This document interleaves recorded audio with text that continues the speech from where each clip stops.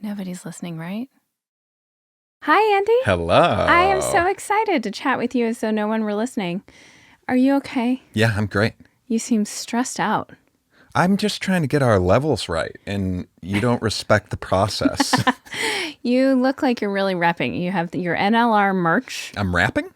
Yeah. You look like, You're you just repping. Rep it? Yeah, I'm You repping. got your LA Dodgers hat on. Repping LA, repping NLR. Do you think of yourself as a Dodgers fan? No. Me neither. No, you know what? You like their hats. I like their hats.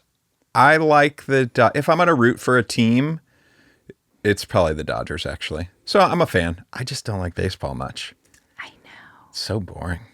It's boring. I do like a baseball physique. They've got butts and hips.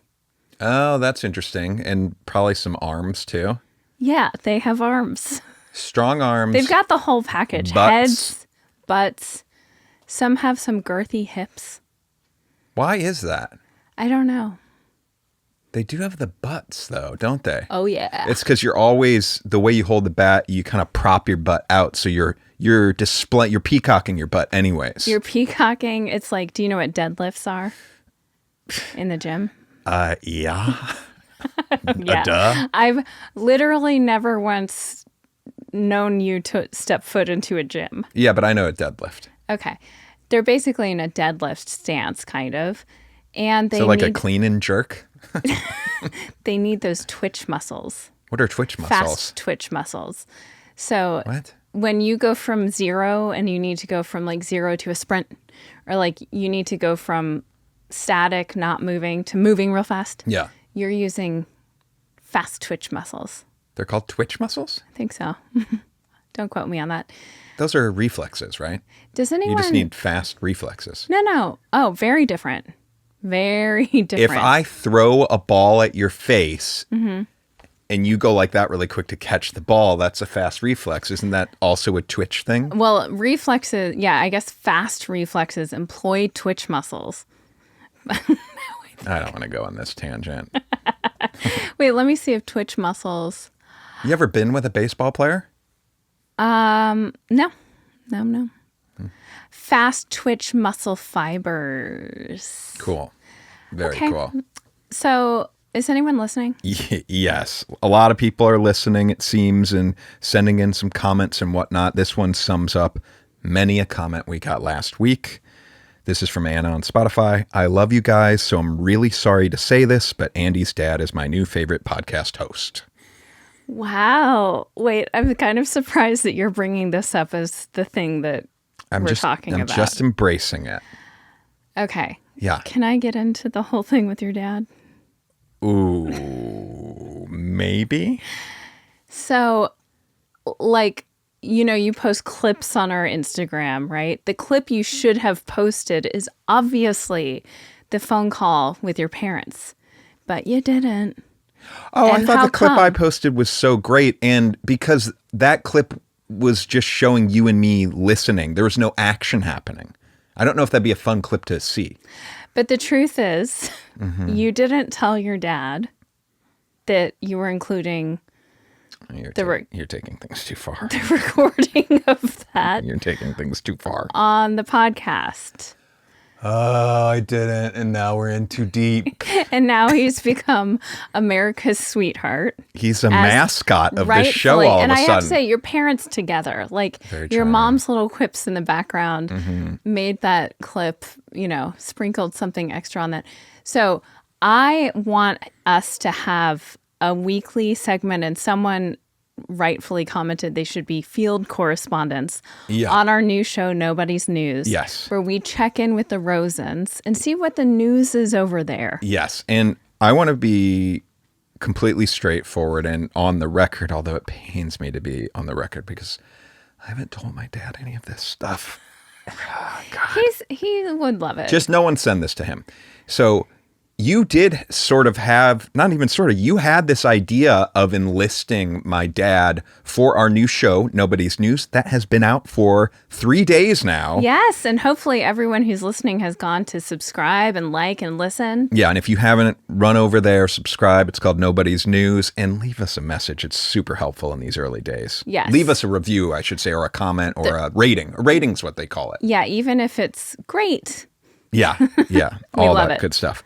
So you had the idea, and I think Weeks ago, and I think in my subconscious, I saw an opportunity to sort of try the idea a little bit. Did it deliver? And it worked. I just made a huge mistake of not telling my father I was trying this idea.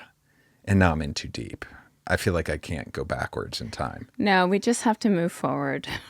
But anyways, hopefully he's our new field correspondent. And thanks for all the sweet messages that I'll never show him. Because you're a coward. Yeah. Oh, so delightful. Okay. What a day. What a day. So I wanted to talk to you about, and I think this is coming off of the fires and everything. Oh, okay.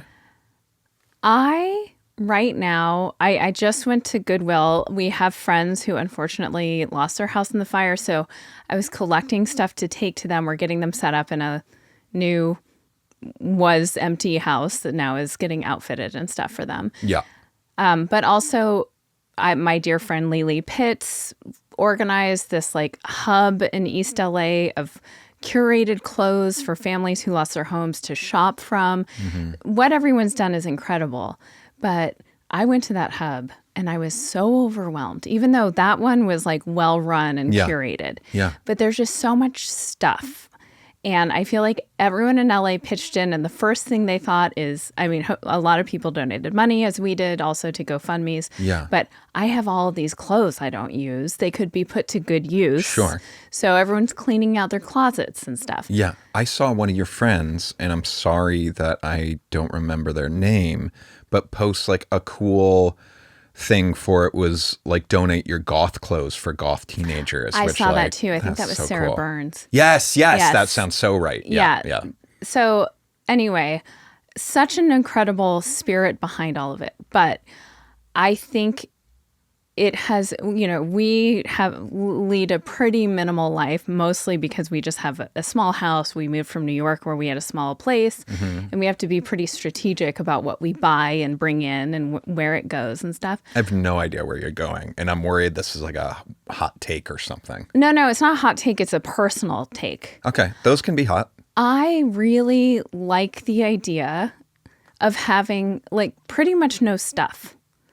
Oh. Like putting a pole over my shoulder and tying a bandana to the end of it.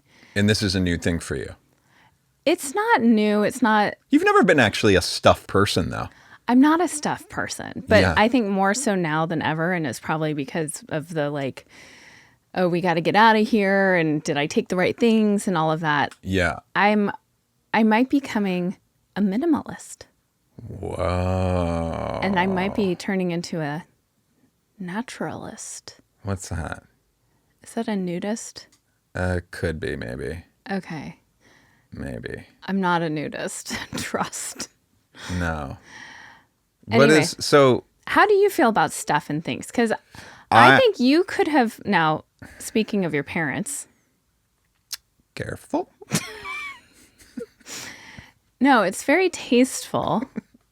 You know what? Do this. I'll give you free reign to talk about my high school home. Okay? That's what I'm talking about. Okay. Yeah, right. That does not characterize their new home. No. Okay. No. I'm saying I'm giving you carte blanche. And by the way, their home is lovely and it's very them, and it was lovely and very them. Mm-hmm. But a lot of stuff and things. And your parents are collectors.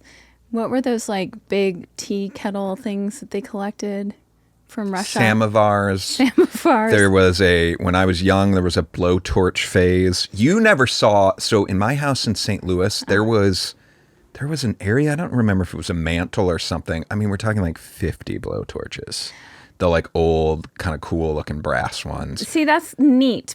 That is neat But to me. all of this, I just want to be clear. Then we moved to Idaho. It's all of antique nature, but like when we were in Idaho, kind of older Western stuff. Guns, so when you say there's stuff, yeah, old guns, spurs, they were into biscuit jars, which are like European kind of Jars? China adjacent. For biscuits? Yeah, I guess so. But Yeah. like, they're antiques, they're old. I'm just giving you some, it's not, when you say there's stuff everywhere, there's antiques everywhere. But your parents also look at a blank wall and shudder. It's like offensive. It's too bright, the light. And so they hang every inch of the walls in your home. Yeah, there's a lot of... It does become a work of art with all of their treasures and stuff, but it is for someone who doesn't love stuff. Mm-hmm. And I like Which is you now. Small curated stuff, but to walk into your home, I did appreciate it, but it's a lot. It's like floor to ceiling, guns, spurs, old spoons, this, that, the other, knickknacks, paddywhacks. Yeah. Just to be clear, over. when we say guns, we mean it's like old guns. It's not like new, like assault rifles. No. But still, they are guns. I mean, there were guns just floating around. Yeah. So hanging around. that stresses me out. Like the idea of living like that. Mm-hmm. I love it for your parents. But that does not characterize their situation now. That's what I wanted to say. How do you characterize it? Well, now it's a little different. They lived abroad for a very long time, and then they came back. And now they don't have as much stuff, but there's a lot of pictures on the walls, but there's not as much stuff hanging on the walls. Yeah, there's just and not as their much home is stuff in their lovely. home. Yeah.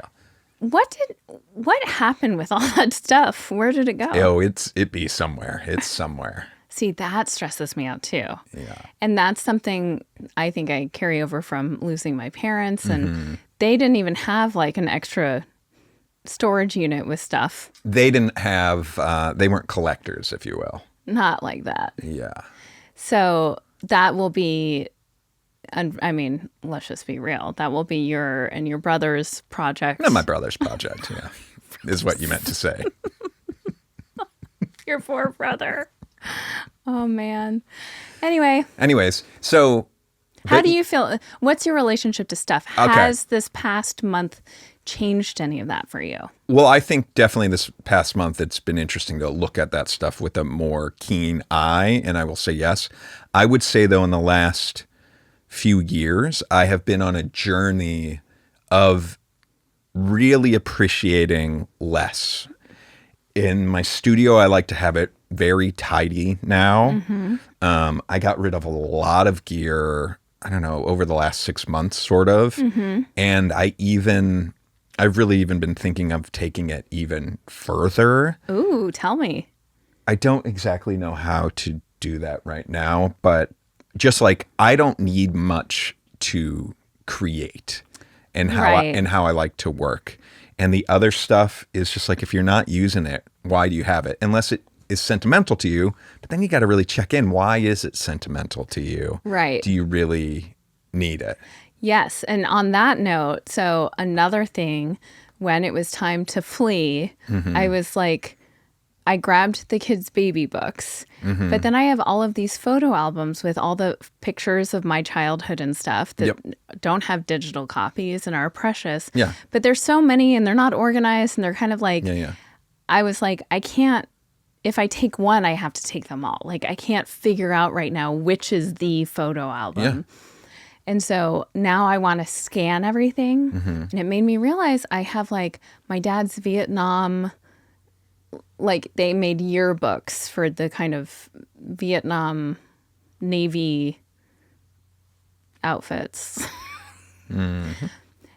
So I want to just scan the... Yearbooks? Yeah. Okay. I just want to scan the... You got to get scanning then. I want to scan it all, but I'm like, we can get rid of a lot of that. Old yearbooks of my parents, things like that.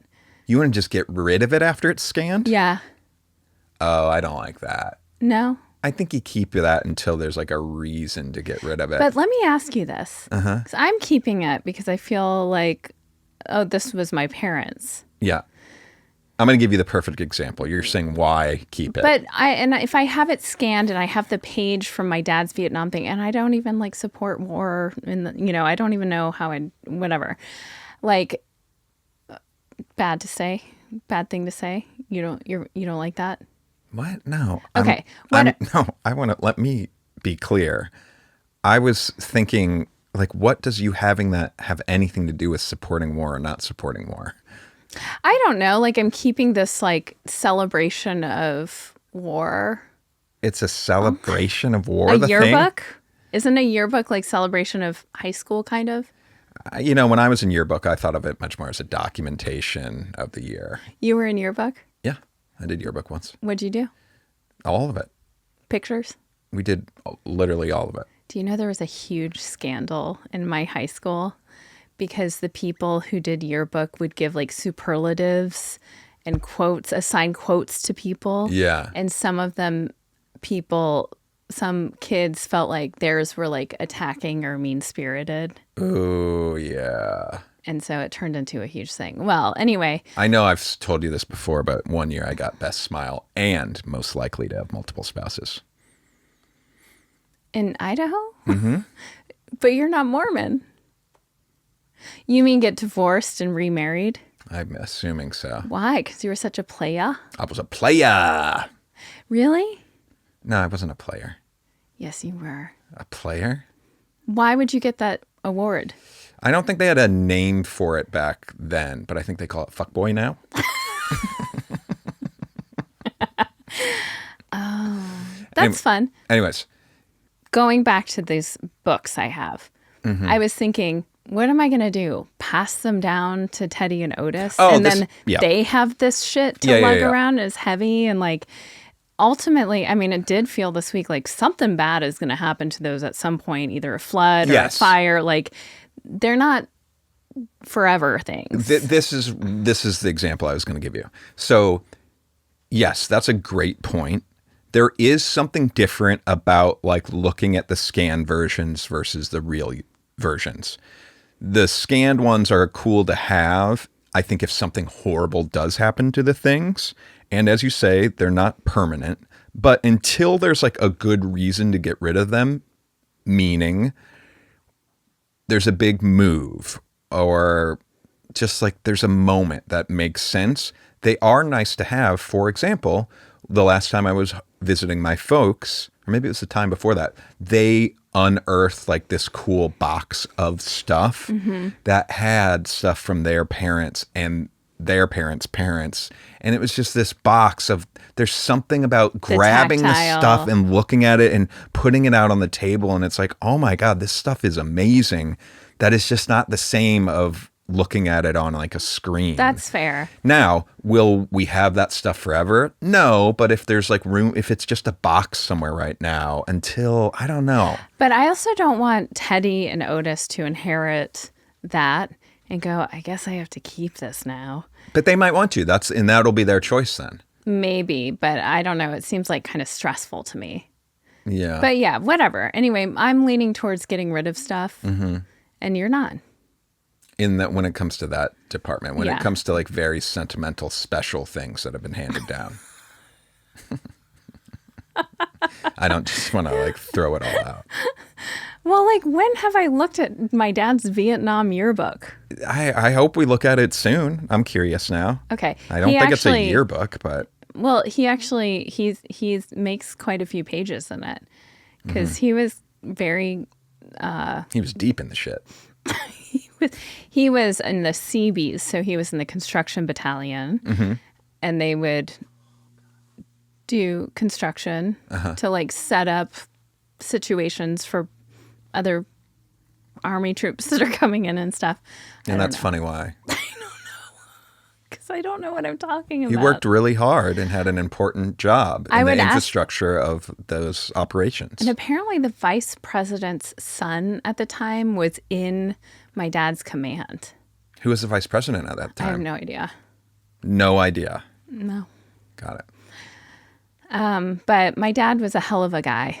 Hell of a guy. I don't think he'd care if I have his Vietnam, Okay, why that doesn't matter. No? I don't think so. Okay. I hear you about the tactile stuff, and maybe we'll pull that out one night and have a big old, let's sit around and look at this stuff. Yeah. You know what keeps me... Come on.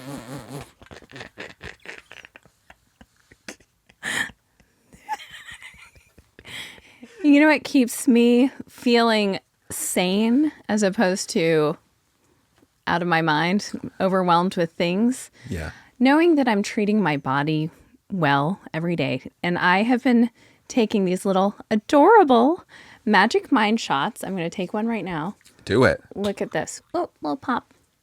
Oh, that's making me jealous, though, because I'm parched. Oh, it's so good.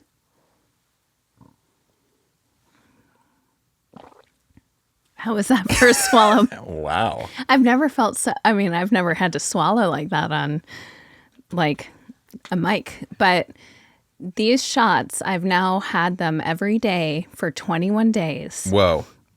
I'm not kidding. I've noticed such a difference in how I feel throughout the day. There have been a few days I've missed them, and those are the days I'm like, I need an afternoon nap. And then guess what I need after the afternoon nap? 75 cookies. When I take these, I don't feel the need to go to those kind of get me through time and space coping mechanisms. Magic Mind is a mental performance shot. In addition to your daily routine, it gets you focused, mentally clear, motivated, and productive. And I swear to God, it does that for me.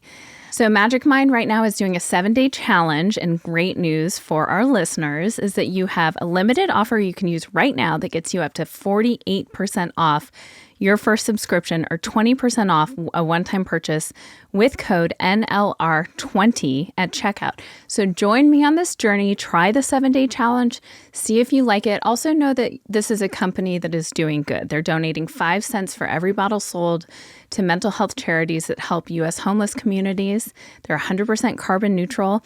So go to magicmind.com/NLR. and you can get 20% off your one-time purchase with code NLR20 at checkout. Okay, well, your minimalism. Okay, your minimalism.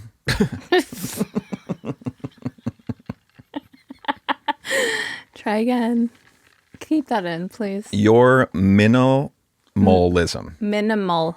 Your minimalism. Minimalism. Your minimalism. Kind of brings me to something I want to share with you. We know on Reddit, we've talked about how you get suggested things. It starts pulling you into new communities that might be like the algorithm thinks you might like. UFO curious. Yes. I got pulled into one I did not see coming. Ooh. At all. Is it Simple Living? Adjacent? Sort Because of. I'm in Simple Living. Okay. I'm going to read you the title of this post. And it's kind of a short post. I might read the whole post. Afraid to be barefoot around friends and family. I don't know when or how this happened, but I'm afraid to walk barefoot around the house. Even when I'm just getting out of the shower or in the morning when I wake up, I just don't want my family seeing my feet. Although I like being barefoot at home, sometimes when I'm home alone, I take my socks off and it feels nice. But when I hear their car arriving, I put them on quickly.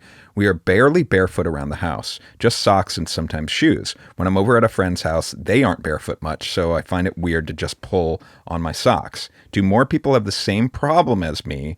And do you know how to overcome this? Gosh, there are so many just like people are so interesting. So do you want to take a guess at what thread this is?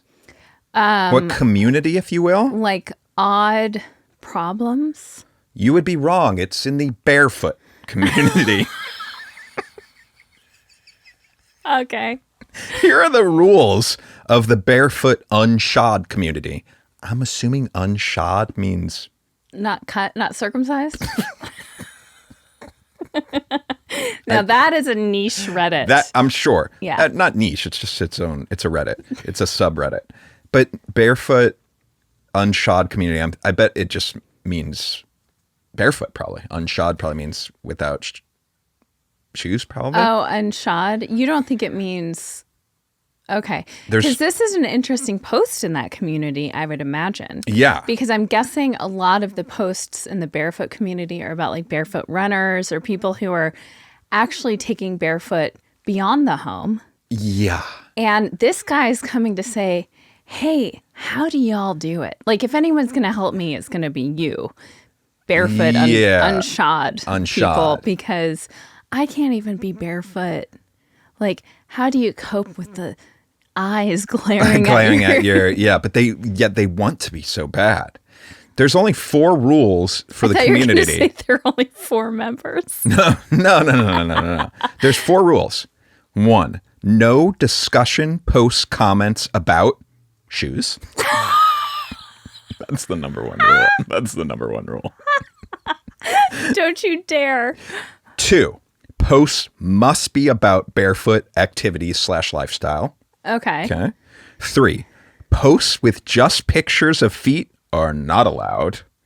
Okay. You want to keep those, at home. What for are those? Your own There's a spank different bank. subreddit for that, I'm sure. Yeah. And number 4, no material of a sexual nature is permitted at all whatsoever. Material of a sexual nature is not permitted. Depending on the situation, you may receive an immediate ban. Such materials include links to foot fetish websites, pictures of feet with sexual themes or titles, links to OnlyFans, role play, posting where obviously made up stories and scenarios and serious discussions, and self-posts or comments of a sexual nature. If your post is like that, you're banned. That's the one thing that they are not fucking They're pure. around. Now, if you're uncircumcised, you can go find another fucking Reddit. Okay. Wait, okay. I'm laughing, but I don't actually know what the joke is. Are you now talking about real uncircumcised people? Yeah, like the unshod. Okay, we got to do 2 things real quick. 1, you need to Google unshod. Just do what does unshod mean? I just Googled unshod. Without shoes or barefoot. Okay, great. And 2, you got to imagine that there are some lurkers in here that because there are these such strict rules not to have this, it's even a bigger turn on for them. The minute a barefoot picture shows up, even though it's going to get taken down pretty quick, that's the money shot. That's just jizz everywhere. Like there's someone just waiting. Okay, no. I do think that I think you're allowed to do pictures. It's just not just picture posts, it says, right? So the pictures to have context. What a gold mine for sex, like people with feet fetish. Because it's a place that's pure, so it even feels naughtier. Well, you nailed it. See, there are probably plenty of subreddits I definitely don't know about like foot fetishes, right? That have nice curated selections of beautiful feet. Yes. That's probably out there. But this... I can only imagine. This is... Pure, forbidden. Like, hey, do not come in here with that dirty mind. No, all. We are about... soul skin touching earth. Yeah. We are all about soul skin touching earth. Now, I have a question for you. Yeah. It does feel nice, doesn't it, being barefoot in the grass? Yeah. I don't like being barefoot at home because my feet get cold. Oh, meaning like in the house? I love a sock. And I don't know how this would be received in that community. But I love like a cozy sock. Now, when I was looking at unshod, I've always wondered this, and I've never had the venue to ask this question. Okay. But here we are. Yeah. Life is wild. Yeah. It says, for a person's foot or a horse's hoof without a shoe is unshod. Yeah.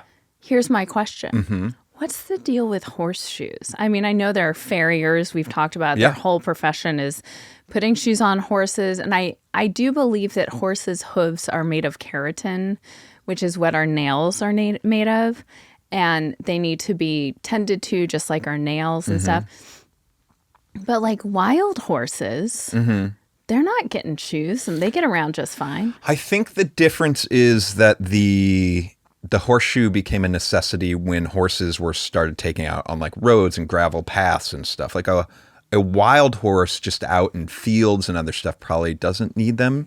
Nature probably takes care of it. Horses need shoes. To protect their hooves from excessive wear and tear caused by hard surfaces. Hard Man, surfaces, yeah. wow, you nailed it.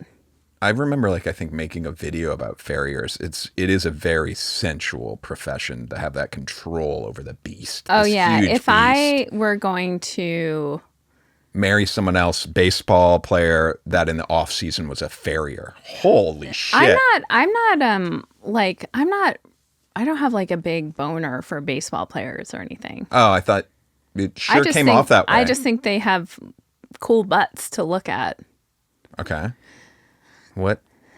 Okay. So what do you I want need in a someone man? who's funny and like who. I don't think horse farriers are funny. Right. They're just about fucking. Yeah, and taking care of the horse's hooves and stuff. My mom's best friend, who my sister was named after, partially, Anna Marie. Was a farrier? She dated a farrier because she was a horse person. Yeah. Whoa.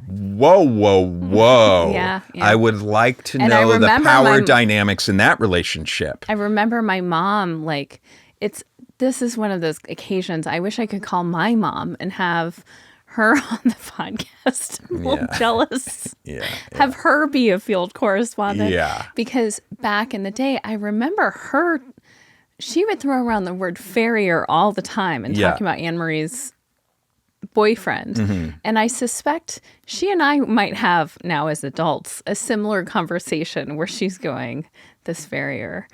Like, you can't believe how lucky Anne Marie is to be dating this farrier. Now, is he the funniest man alive? No, but you know what I mean? He literally can he can touch a horse in a way that it just submits to him instantly. Imagine what he could do to your body. And you have to be rugged, like is there also taming beasts. Is there also a bit of a economic situation going on? Because I'm imagining like a really rich horseback riding lady. Is the farrier a little different on the, what do you call that? The hierarchy? Yes, but there's a better word for Social. Economic. The wealth ladder. I don't think she struggled, but I don't think my auntie type gal was super wealthy or anything. You don't? Not all horsewomen are wealthy. Right. Many are. Some are. And now farriers might make a very sport. good living. Just it's in an this expensive pet. In this particular fantasy, I'm imagining more of a bigger gap in their financial situation. Talk about needing a lot of stuff. What do you mean? When you have horses. So much stuff. By the way, I wanted to shout out a place. I mentioned, and someone was like, how? You know, I haven't bought a lot of clothes, which is fine. I kind of need new clothes now. And I know this is counter my whole I want less stuff things. Yeah. But I do want to be more about buying secondhand and quality stuff. And I wanted to shout out my favorite store in LA that does just that, which is Too Many Jackets. Oh, hell yeah. It's highly curated, really great stuff at really reasonable prices. And it's all good quality. And so that's, if I'm shopping, that's where I'm going. I dig it. Okay. And that's not an ad, by the way. That's just me saying I fucking love it. This is real shit.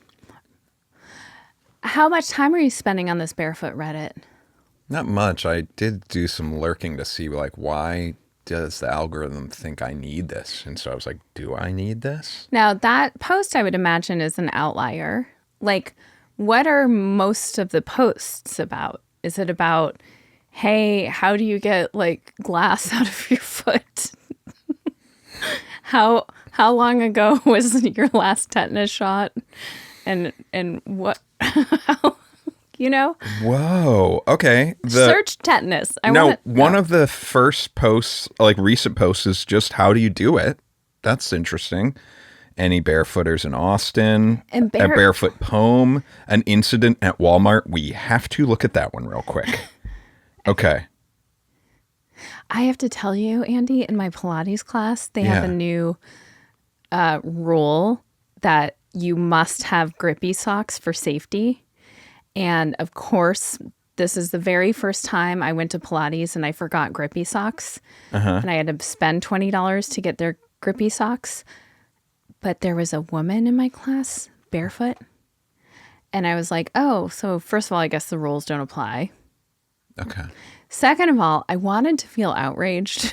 Because she wasn't wearing the socks. Mostly because I felt like I had to spend $20 right there and then to get the socks. But also... You didn't want to be a tattle. But then I was like, I mean, everyone can see she's not wearing socks. The teacher can. It's like, it's no secret. Yeah.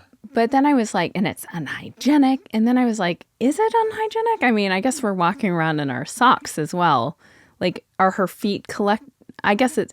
I basically undid my own argument, and I couldn't find a way to get as outraged as I wanted to be. Yeah, I see what you're saying. I finally had to go, oh, okay, I guess. It'd be different. Do they encourage you to bring fresh socks that you put on once you get there? That's a different situation. No. So that'd seem hard to enforce. No encouragement. No, yeah. And we encourage you to bring fresh socks. Okay, what is this? What happened in Walmart? I'm a little confused. Let's see if we can decipher this. Okay. I ran into another dumbass situation at a Walmart about a month ago. First ever with them, I think. Since then, I'm following up hard on it, asking Wally Corporate, I like that, to permanently fix this problem at the national level. Oh. I'll update results as this develops. So I'm guessing they were trying to be barefoot and someone at Walmart was like, you can't do that. So here are the responses. It doesn't explain the incident? No, there's a link to another incident. But okay, let me just do one response and see if that gives us any context. Yeah, I'd be careful making big waves. You need to realize that low-level employees are not often all that aware of overall company policies. A minimum wage clerk confronting you is not a failure of corporate, just of that person. There's no amount of training that'll make all probably hundreds of thousands of store employees aware of all the policies. Because, here you go. Yes, you can be barefoot in Walmart. Walmart does not require customers to wear shoes. There are no federal or state laws in the U.S. that prohibit being barefoot in public places. So go on, walk into Walmart barefoot. Whoa, I just ask employees to show me where it says that barefooting is prohibited and continue shopping. And then someone says, go to barefooters.org. We have PDFs up there to show Walmart. This seems like a lot to take on. These poor people have to convince everyone no, this is okay. No shoes, no shirt, no shirt, no service. Now, if that sign were posted and it's, then it's a different story. I really, I admire someone who likes what they like and wants to experience the world. I guess if you love being barefoot and, some people have some sensory things, maybe your feet being stuck in socks and shoes feels yucky. Yeah. I actually know someone who was so low on vitamin D that something... Do you? You know this person. I do. Something with they had this weird thing where they had to press in between their toes. I just sip that. Go on. They constantly, and to the degree that they had to put rolled up paper towels in between their toes. Whoa. Because it was driving them crazy, the sensation of not having something in between their toes. But it turns out it was a vitamin deficiency. But I would imagine being barefoot out in the world that we've created. Now, if you live out on the beach or something, or it would be different. But we live in a pigsty. We live in hot asphalt and hypodermic needles everywhere and shit like that. That just seems like such a risky lifestyle to take on. Yeah. And what is I'm looking at some of the other titles of these posts. What's the longest period of time you've gone without shoes and socks? First few interactions while being barefoot, going barefoot around people you know. I'm so curious, all these people in this community, what is the aha moment that they have? I bet there are some scenarios like you just explained, right? But then there's other ones that are I don't know, did you just read an article and you're like, oh yeah, being closer to the earth's cool. But it seems What is it? Now, I found a gaming sub that someone said, hey, just asking, I saw someone when I was at Walmart today who got out of their PT Cruiser and then walked into the store completely barefoot like nothing was out of the ordinary. I mean, I get that some people would rather go barefoot than actually wear shoes because it's more comfortable, but why in public? Give me your thoughts on why people do this.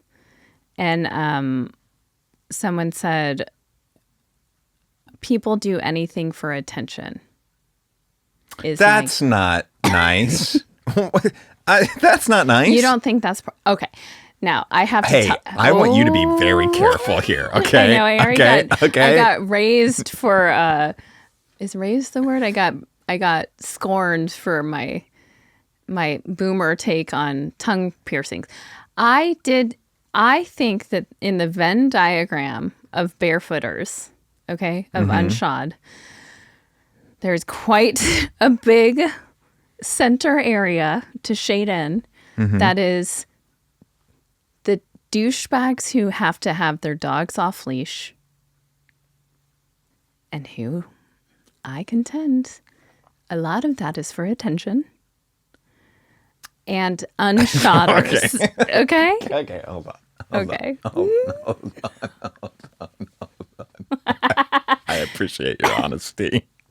I'm just going to keep it real. You think that people that do dog off leash are doing it for attention? And I think that's a big part of it. Oh, yes. Okay, interesting. Oh, yes. Now, I'm not talking about people who live out in the countryside. Like, you off-leash your little heart out. There are the people, I will agree. I'm talking about the people walking around in fucking Silver Lake, in and out of traffic, and near other people whose dogs are on leash and who are making people go crazy and their dogs go crazy. That it does feel like a look at me and my fucking dog. Those people I know, that, yeah, I guess that's one subset of those people for sure. Mm-hmm. Fuck those people. And I would say, if you're going to find an unshod man in Silver Lake, 9 times out of 10, he's got his dog off leash. It's so sad because this whole thread, there's a lot of instances of people, like, you know, they're feeling shame for this and they're having incidents where people are giving them glances of disgust and whatnot. People like you and like... You know what? I can say these things on the podcast, and I actually want to mea culpa my tongue ring thing. I said this last week as well. Yeah, I'm passing judgment because you and I are talking as though no one's listening. The truth is, if I'm out in the world, I don't care. Like, you do you. It's your feet. It's your tetanus. It's your whatever.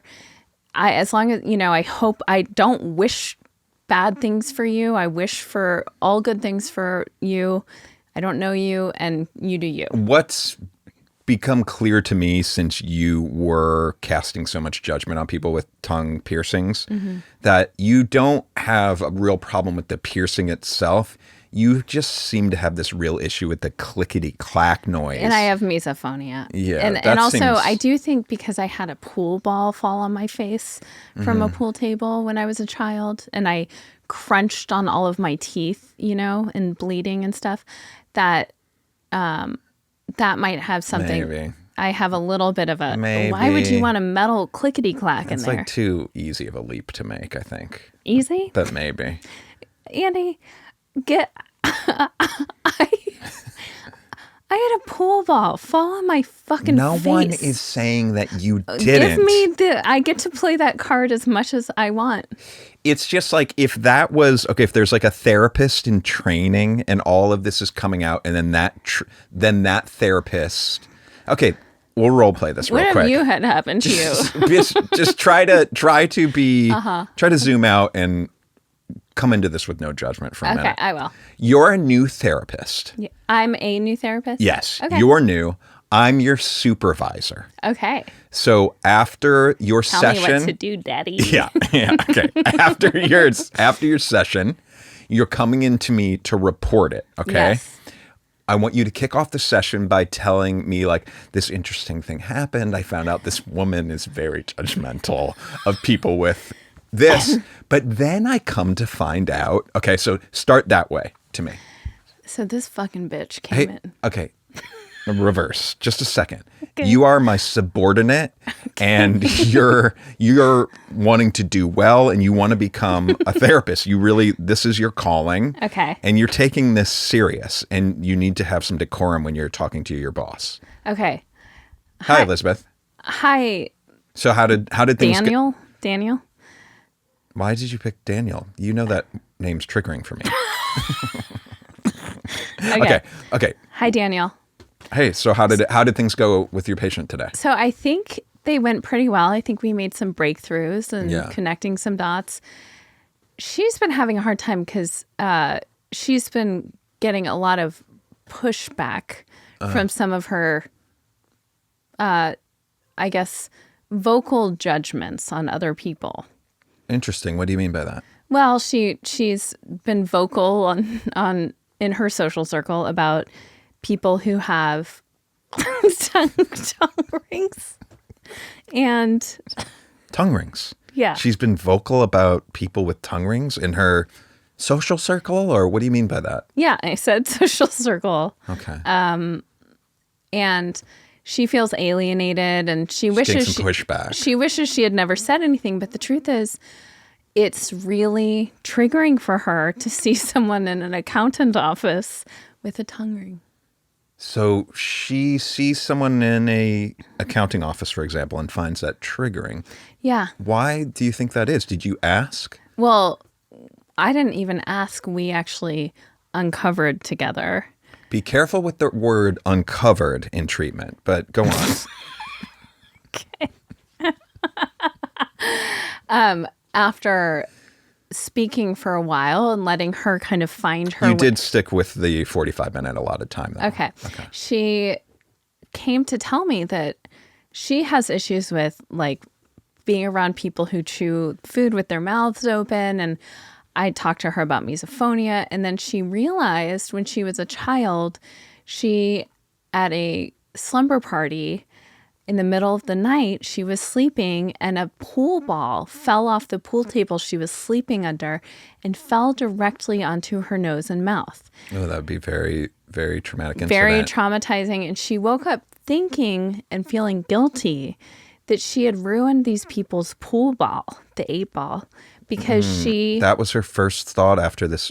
Yes, because she thought this wasn't a really close friend of hers, and it was a rich kid, and they had a really nice house, and she felt bad that she had ruined their 8-ball. Wow. Because she thought she bit into the 8-ball. Mm-hmm. And it turns out she just was crunching on the crumbles of her own teeth that had shattered. Wow. This is definitely something to explore, why she would feel guilt when she was actually the victim. Did you explore that? Our time was up. Oh, okay. So hopefully she'll come back. And what exactly did that have to do with the tongue piercings that you said you uncovered something? Well, I think the sound and the clickety-clack.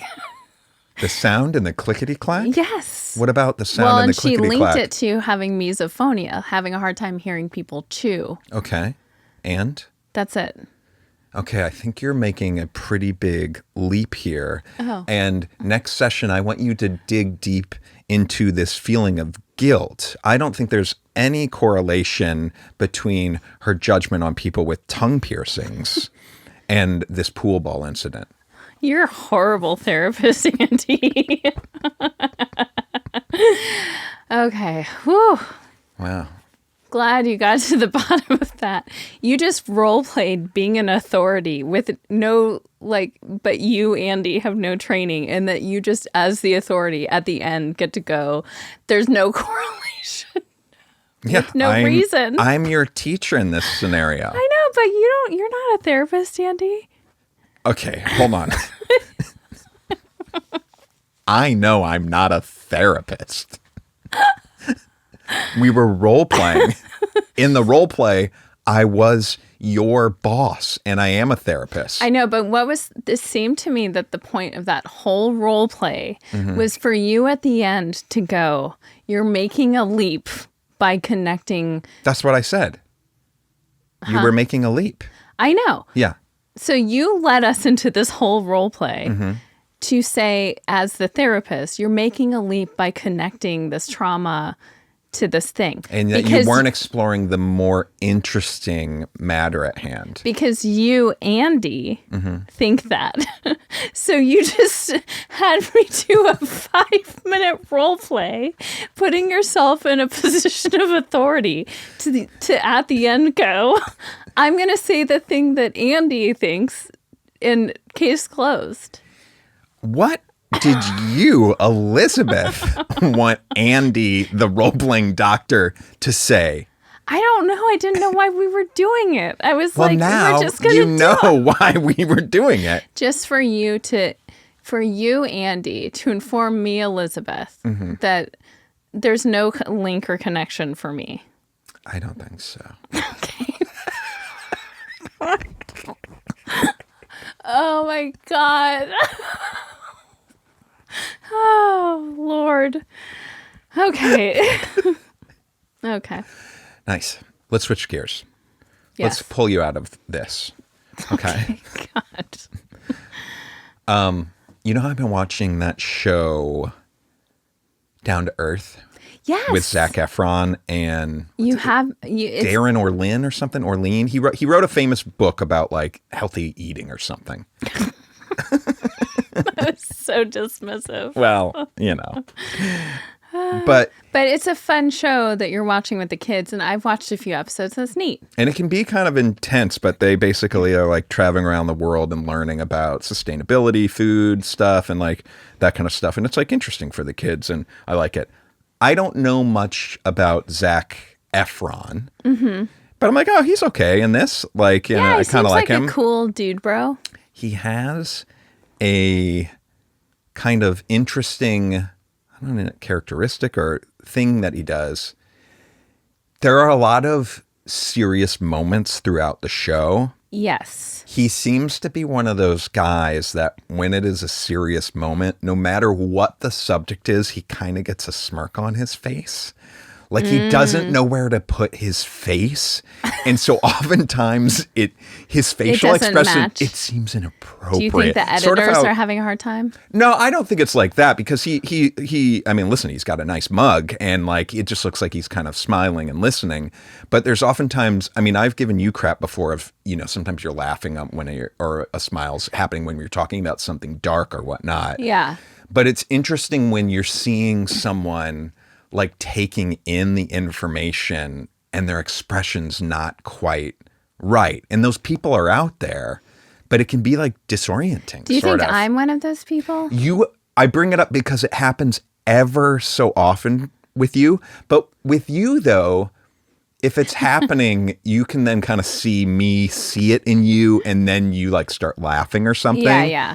In this particular case, it's just like the smile's happening. I wonder if he's so used to his beautiful face being a source of like comfort or, you know, he's a great big movie star and people look to him for things. Like he's one of those people, I am sure, who when he walks into the room, even if people don't turn to look at him, the energy in the room suddenly goes to him. That is such a weird sensation. We've been in rooms many a time where so-and-so walks in and you can kind of feel like all of the spirits in the room are turning to the sun. Yeah. Even if you're still like in it, you feel the person you're talking to sort of like the energy goes over there. Yeah. And I think he's one of those people. And so I think he's just so accustomed to be like, I'm a soft landing pad for you. I'm a kind person. I'm a warm person. That when someone is like wanting of him, or even if they're not, he's going to offer that. Yes. You know what I'm saying? I love that. And I don't want this to feel like I'm giving him shade or anything. Because it's not like, maybe it's not the right face, but it is a nice, gentle face, kind of like you're saying. Yeah. Whereas there would be a difference if you were telling me something that you were so happy about, so excited, and I had like an angry looking face, which probably happens sometimes in our relationship. Yeah. But it's like, why are you making that face? Right. Right. Well, you have, I mean, when you love food, you get very angry looking. And like the more you love it, the more enraged you look. And it's weird. You're like, it's like you get really serious about it. Yeah, well, I think I am like thinking it's an intensity. It is interesting. It's really kind of scary because I don't really understand that I'm doing that. We figured out lately there's times where I'm making audible noises. I don't know I'm making that. Shit, is that going to get away from me the more I'm older? I'm worried lately. So when we play Tetris, you hum and you make these like weird noises and stuff. Yeah. And you made the point because I'm like, please stop humming. Please stop humming. And you're like, I can't control it. And then you said, don't correct me. When we're playing Tetris, I said, don't correct me. Right. But. Hey, that was an aggression at it. Okay, go on. Right. Right. But. Why should I, like, you don't like being told not to hum. Like, I don't like it when you're humming while we're playing Tetris. Fair point, but when we're playing Tetris, I start humming usually when it's getting intense. Yes. And that's just like a coping mechanism. I understand that then it's getting intense, and then for you to have a hummer in the room is annoying. I do understand that. But the fact that you don't know that you're doing it is a worry. And I will say, genetically, there are people in your genetic line that seem to make a lot of boops and bops and noises. Well, that's the thing. If we were, say, okay, I've got a perfect scenario. We go and visit your sister. All right. We're going to spend the day with them. But we're having like love them. Love them. We're having a chill day though, right? So there's like a lot of just like hanging around and whatnot. Yeah. If we got home later that day and you sat me down and you're like, I got to tell you, this is just like a little service announcement for you. You were doing a lot of beeps and bloops and bops when you were on the couch. And I'm like, oh shit, just like a little bit. No, pretty much the whole time we were doing the movie. Do you think anyone noticed? Yeah, I think everybody noticed. That is a news headline I want to know about. Yeah. I don't know how to fix it necessarily, but that's scary. Well, if I don't know I'm doing it, if I don't know if I'm doing it. Do you know that when you get, I mean, it's already started. This is the thing. I like see that we're going to this. And I wonder if there is a way to intercept it. When you get like nervous or anxious, you start like singing or like oh sure humming. Yeah. Like if you're driving and there's like a near miss, you're like boop. Oh fuck. But obviously if this is one of your quirks, then there's just nothing that we can do about it. No, well okay. I'm happy to nothing we can do. I wonder, how would you even look that up? Is that something I tell my doctor about? I'm doing the bleeps and boops a lot. Maybe. And I don't realize it. This is why we should keep the conversation going. And I know it started in a bad way because I was like, stop humming. Well, I know. But I'm saying in that context, you saying stop humming while we're playing this stressful thing, that's annoying to me. But you after guess what's annoying? I understand. I understand both sides. I do. Yeah. I guess I'm being a little selfish in this case. But the sister's visit, then you being like you were humiliating yourself and me the whole day. No, I wouldn't frame it. I would be like, I'm worried about you. Who else do you think in my life has noticed the bleeps and bloops? I know the kids have because they've mentioned it. There's other. Do you think I do it around other people? I don't know. I don't know what you're like in the studio. I don't think so. Oh, for fuck's sake. What? We should ask Maddie. I got to ask Maddie because Tori did call me out on a behavior like that. What was it? I got to ask Maddie exactly what it was. But Tori was like, no, I like it. It's like, Oh, it was your finger.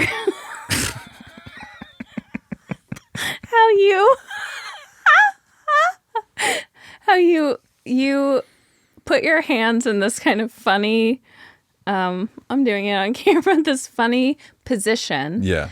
And you always have. Now, I will say, I can remember like when we were very first dating, you were on your skateboard in New York City. I remember you asking me about why I do that. Well, not then, not that time. You rolled up to me and I noticed you had your hands up at your side. And it's like a balance thing or something. But when you're really concentrating, you put your middle finger kind of out further from your other fingers and you hold your hands in a certain way. And that's just you know? That is just me. And I have me things. Yeah. And these are little dumb things. The humming and bleeps and bloops is a little more like, is everything okay? Yes. Mentally, you know what I mean? Yeah. Yes. That's why. Yes. It is. Yes. Is it? No, I think it is. But I mean, if you started just like mumbling and grumbling and bleeping and blooping and all through the town. I had the thought too, and I know we got to wrap up, but I had the thought of, please, please, please don't let me like ever hear voices or something in my head. That would be a bummer. What made you have that thought? I don't know. I've been hearing some things. Okay. Well, do you want to know something? I do hear some things sometimes. What? Yes. I hear the kids calling for me when they haven't. Oh, I've had that happen before. And it could be like there was something outside that sounded like a kid or whatever. We don't know. But I have had a few times where it is clear as day. And I know it's one of the kids or I hear another voice saying something. And I'm like, I always listen to those voices. No, I'm serious. Because you read these stories and you're like, you read stories about moms who they hear a very clear voice saying, you know, get the kids out of the ocean or whatever it is. And they do it. And then there's a horrible thing that they near missed. And sometimes I think we have guardian angels or spirits or whatever. Yeah. And sometimes I think they intervene. Well, I think that's, if it's just a one-off, if you're at the beach and you think you hear, get your kids out of. You had that at Target. I didn't hear a voice. I had a feeling. Oh, okay. I had a feeling, get out of Target, get out of Target, and I left. Right. Yeah. There's a barefoot. There's an unshod. That's not funny. You got to take it easy with this stuff, okay? There's a group of unshod people getting on the escalator. Let them be. Let them be. Unshod your heart out. I'd be scared to be unshod on an escalator. Just saying. That texture, ugh. And then the potential consequences on the escalator. No, thank you. What do you mean potential consequences? Getting a fucking yeah, obviously. And also, I think that dirt really gets into this. Like your foot getting into those nooks and crannies on an escalator. Those are dirty. Dirty. But maybe part of the unshod beauty is like, look, we're all dirty. Now, I hate to bring this up, but I saw recently, and it probably was some sort of ad or something, but it was like steam cleaning to equivalent homes. Yeah. One is with shoes on in the home. Yeah. One is shoes off at the door. Uh-huh. And the water from the shoes on at the home was like black. And the water from the shoes off at the door was like just tinged a little bit.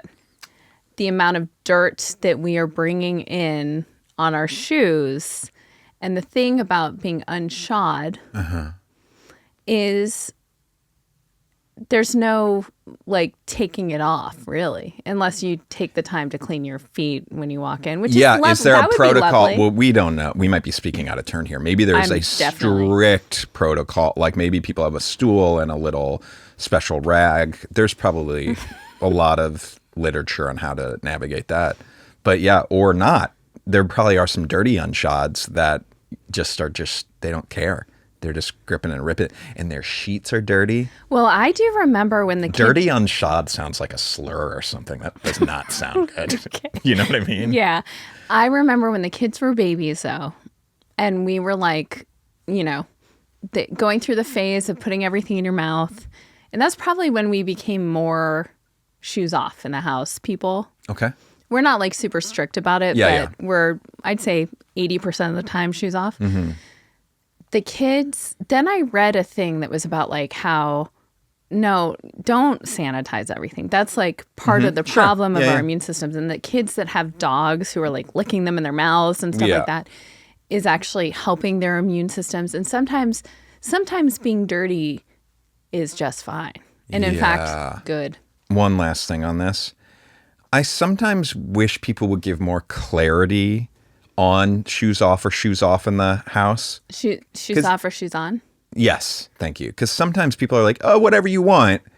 And I'm like, do you want me to take my shoes off or do you really not care? Yeah, but we're those people. I know.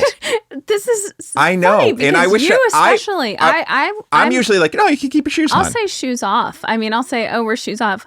I mean, I also think if you walk into someone's home and there are a bunch of shoes by the door. Yes, obviously. Great. But you and I really don't care. And if people are coming over, also, we spend a lot of time out in our yard.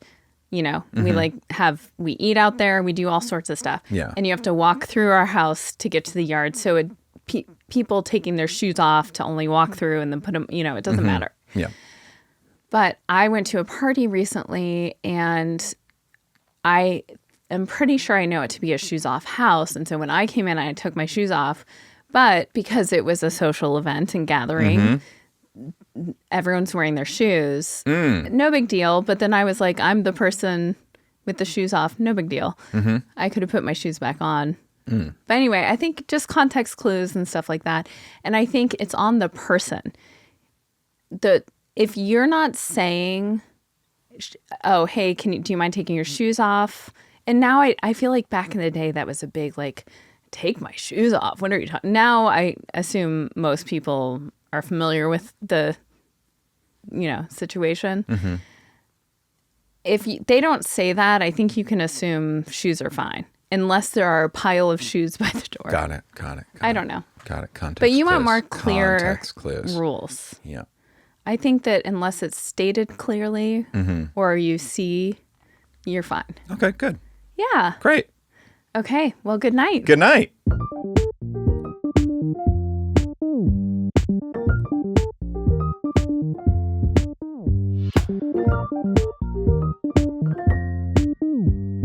Shh.